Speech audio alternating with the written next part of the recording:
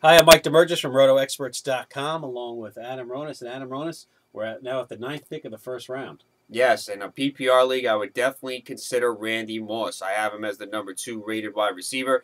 I'm assuming Andre Johnson will be gone. If he's there, grab him. He shouldn't be, but he'll likely be gone. You got the top running back scoring. You may even see a quarterback go. So I think Randy Moss is going to have a monster year. We've seen him put up huge numbers in the past. Tom Brady back, second year from injury. Last year, to me, that New England offense was very out of sync. Even with Brady throwing 28 touchdowns, I thought they miscommunicated a lot. He didn't hit Moss deep too much. I think Moss is very motivated. All reports are that he is in the best shape of his life, raring to go, and I think you're going to see Randy Moss put up huge numbers this year. So in a PPR league, if he's available at number 9, I think you have to strongly consider him. What about our readers and listeners that aren't in a PPR league, not PPR? Yeah, this is a tougher choice here. I think you got to look at running backs in this spot.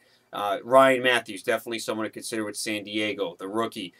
In an offense where North Turner has always had success with running backs, Matthews has been very impressed in the preseason. They moved up to draft him. They were very high in him. Definitely someone to consider. I think you also need to look at Steven Jackson. Not as much value in a non-PPR because he catches a lot of passes, but still the focal point of the Rams offense. I know there are concerns, his injury history, coming off back surgery, and the offense. But to me, last year, even in that bad offense, still had over 1,300 yards. Only 4 touchdowns. That hurts in a non-PPR. That's why you might pass on him. And I also consider D'Angelo Williams. I think there's a lot of carries to go around in that Panthers backfield. And Williams, we've seen what he could do 2 years ago. And, it might be a 60-40 split in the Panthers backfield. But Williams is another guy to consider in that spot at running back. And a lot of listeners and callers have a plan going in. You say when you get to a certain spot, you got to throw out the book, basically. Yeah, you have to adjust on the fly. You make your first pick, and it'll help shape your second pick. If you take a running back, most of the time you're going to take a wide receiver. If you take a wide receiver, most of the time you're going to take a running back. But at the same time, you don't want to pass up good value. If you take a running back, and there's a running back that you really love, and you're like, I can't believe he's here,